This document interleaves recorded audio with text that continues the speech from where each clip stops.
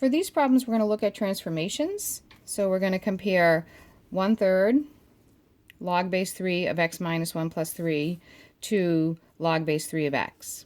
Okay, so I'm just going to write log base 3 of x over here so we know what we're comparing it to. All right, first of all, like we've done in the other ones, this is a translation to the right. So this is a horizontal shift to the right 1.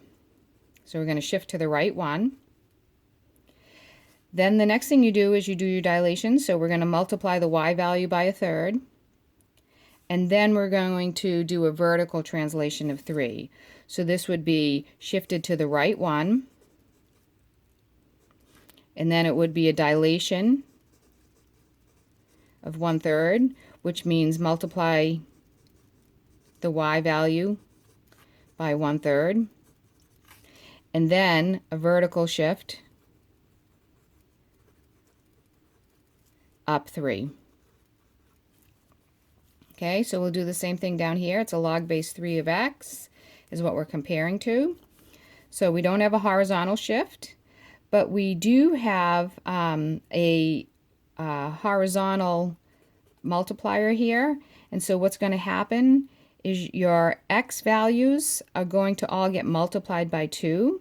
So you're going to multiply your x value by 2 because remember that when it's inside, it's a 1 over the factor as opposed to everything else is just the factor. You don't have to do the 1 over. So there is your c value that we talked about back in transformation time. So you multiply the x by 2, then you multiply the y by 4, and then you shift down by 7. Okay, so on this one here, we're going to take log base 4 of x. So I'm going to do 44 down here. And we're going to do a horizontal shift to the left.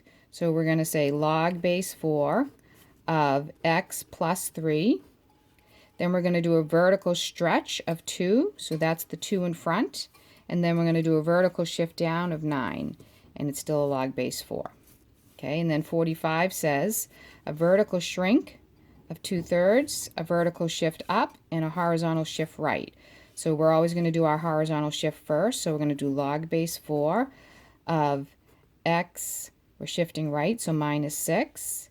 Then we're vertical shrink, 2/3, and vertical shift up, plus 1. Okay?